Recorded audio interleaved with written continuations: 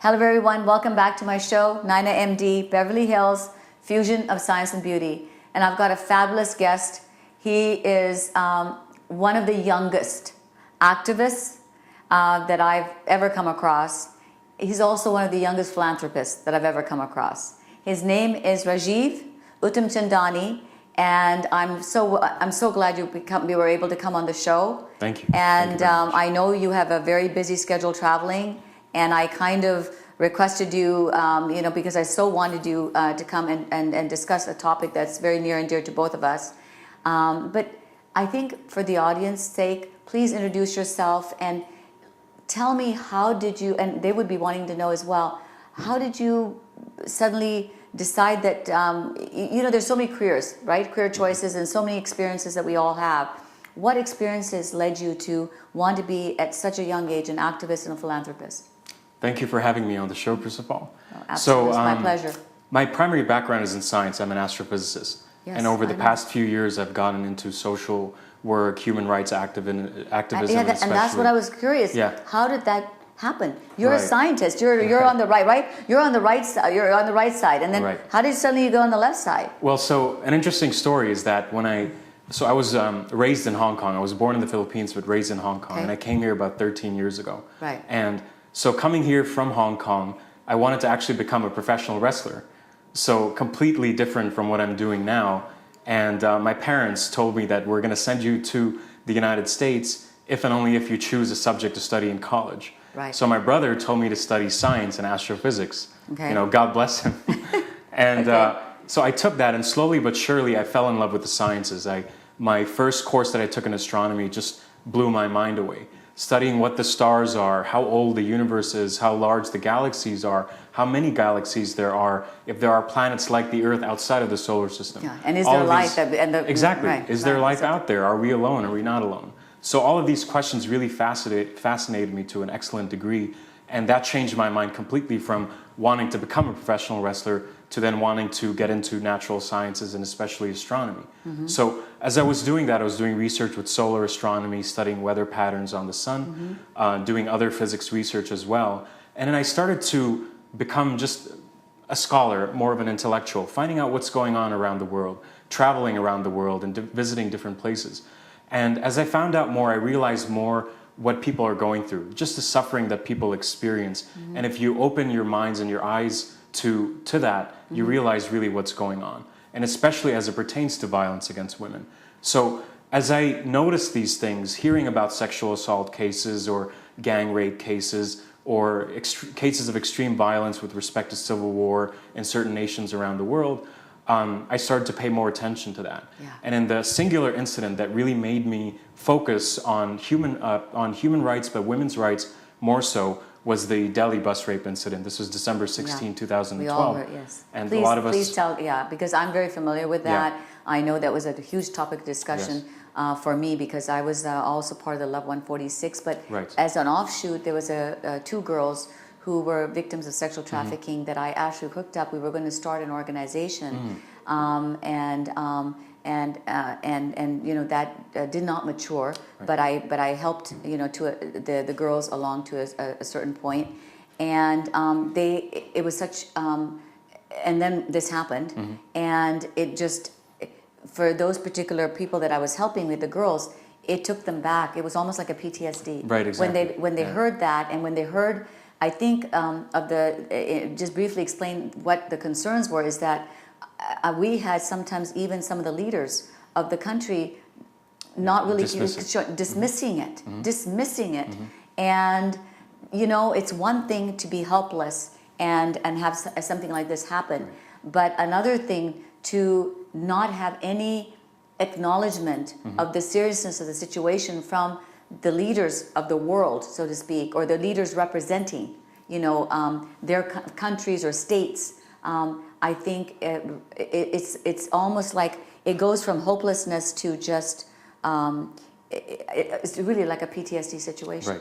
Right. Exactly. Attachment. And so the unfortunate thing is that once a victim experiences sexual assault, the system is set up such that it's very difficult for them to pursue a case because you're placed there on the stage. Usually the judges are male. There's obviously an audience behind you sitting. There's jurors and all that. and they ask you all these very intimate questions about the experiences that you go through. Especially for a woman who's been traumatized so severely, what else can you say? You know, you feel like the system is completely against you. There are even cases where judges have told the female victim to reenact the situation, like tell us how it looked like. So it's very frustrating, you know, and that comes from you know, generations of patriarchy. It happens all over the world, in India, Pakistan, in the United States, the Philippines, what have you. All nations of the world struggle with this problem of violence against women. So with what happened there in December 16, 2012, it shook India, it shook the entire world that these things do happen to innocent young girls. What is the solution to this problem? In that case, the uproar and the outrage was that how can we allow a young woman to be assaulted for hours on end in a bus in the capital of the nation? And these things occur in various different degrees around the world, whether it be countries that experience civil war. Who suffers most? It's women and children, because women, and especially girls, are subjected to sexual violence as a form of, as a weapon of war. And the United Nations has recognized that. So the thing is, in the United States, it occurs at a great degree as well. Of course, it occurs not only as I think as a weapon of war. It occurs even in terrorist attacks. It's occurring any kind of any kind of violence. This seems to be just a part of it. Exactly. And a lot of people have accepted that as part of being a woman or part of the culture. But of course, but Rajiv, I want to ask you something. Why are there not riots about this? Why are there not so strong feelings of riots? Why are we have so many political issues that we write about? Okay, understood. Okay, those subjects are very, very emotional to all of us. Why is this subject not just as, if not more so, emotional, where we are having riots about this? And why are there no you know, we'd have protests, then there's violent protests and so forth, right? I don't see any throughout in my time, or since even 2012, where were there just as protests with just as much passion as they are over political issues? And why is this human issue being so ignored? I think there's two things. One is that there is an outrage. There is a feeling of anger throughout the world of violence against women, and that's why with Women's March that just happened a couple weeks ago, it was a huge turnout. I mean, partially it was political, of course, but partially it was also that we want women to have the rights that they do, whether it be in the workplace, at home. I think these protests go in waves. After the 2012 incident, there was huge protests for months on end in Delhi and surrounding areas in India. And then, of course, the anger subsides a little bit. Other cases are not sort of as well advertised or talked about. Yeah. So these things go in waves, and they always have throughout the past, and they always will. So we need to find a movement that is consistent, that lives online, lives and breathes online, and through the hearts and minds of people in schools, in our homes, and that dialogue needs to be taken. So we need to take that dialogue home and say that, you know what, I'm a man, I'm a woman, I stand up for women's rights. So I think that needs to be there much more extensively than it is. We also need to recognize the problem as it exists. So we know there is bias against women. Sometimes it's easier to talk about political issues or bias against women in the workplace, because as soon as you talk about human trafficking, modern day slavery, the child pornography or the assaults of young girls and boys also experience this a lot. Absolutely. It's very difficult because we, as human beings, we have our own problems to go through in life. So people tend to look at these issues and turn away. It's like... this is what I don't understand. How can you turn away and focus more on an issue? I have people turning out and protesting about dogs' rights and animal rights, and environmentalists. Environmentalists are protesting. How do you turn away against this, which is your very basic, it's your very basic issue that, to protect women and children. How can you ignore that and pay more attention to environmental issues or political issues?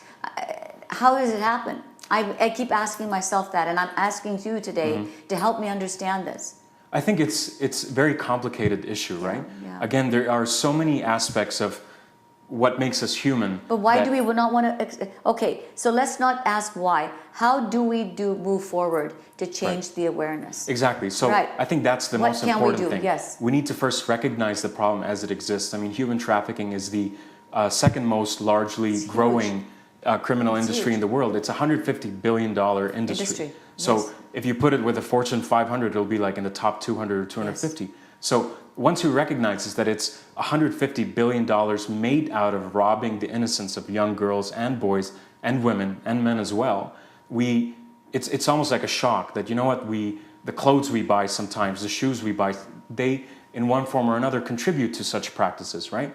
And now we need to move forward. What is the solution to the problem? So a lot of the things I do, I have a nonprofit organization called the International STEM Society for Human Rights. It's called the International STEM Society for Human Rights, where STEM stands for Science, Technology, Engineering, Mathematics. So what we do... S-T-I-M. S-T-E-M. S-T-E-M. Yeah. Okay. So what we do is we try to take modern science and technology for the most part and apply that to solving these issues, whether it be in the form of creating new hardware or software that can address human trafficking, that can help women in distress. We released an app in India called Her Rescue, where if you shout the word help, your smartphone remotely activates, uploads audio, video recording live to a cloud server that's synced to local police stations, dials local police, shows your GPS coordinates, and so on and so forth. So Fabulous. we're trying to see if we can launch that here in the US soon. And we're doing a lot of these initiatives there. So there is hope in using science and technology. I mean, we use science and technology to ask questions about the universe,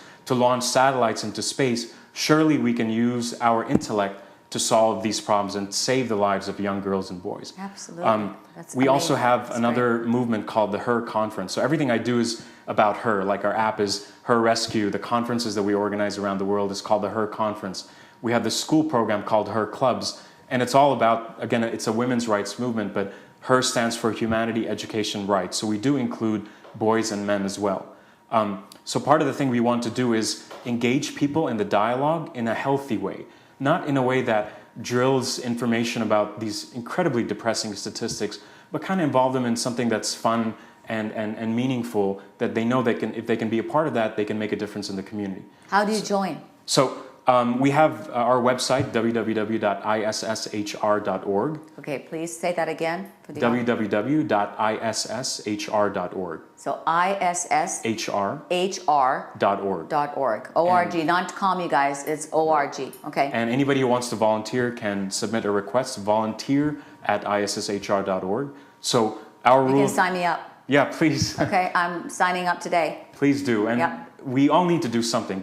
I give a lot of talks all over the world, motivational talks. I talk about social entrepreneurship, starting businesses that make a difference in society. We don't have to the two don't have to be mutually exclusive. Exactly. You can make your wealth and your business, and you can rise to whatever you want, professionally and personally, but you can also help save lives in the process. Whatever it be that you do, whether it be donating profits or increasing awareness, including this subject matter of human rights and women's rights into the fabric of what your business is all about. And we have a lot of volunteer positions. So even if it's just increasing awareness through social media. And thank you so much for coming on the show. This show went so fast. Thank you. And that you're going to have to come back again. We will. There's so much more to talk about. Absolutely. And I'm going to sign up and definitely get involved with your organization. I appreciate this that. is something I try to do on my own, and I couldn't do it. And I'm going to bring the other girls that were victims themselves and have been amazing. They're amazing part of society right now, contributors. And I'm going to actually inform them, and we're coming to you. I would love that. Okay, It'd be great thank to be you honored. so much Thank you very again. much. Thank you. This is NainaMD, Beverly Hills, Fusion of Science and Beauty. We'll be back next week with another great show.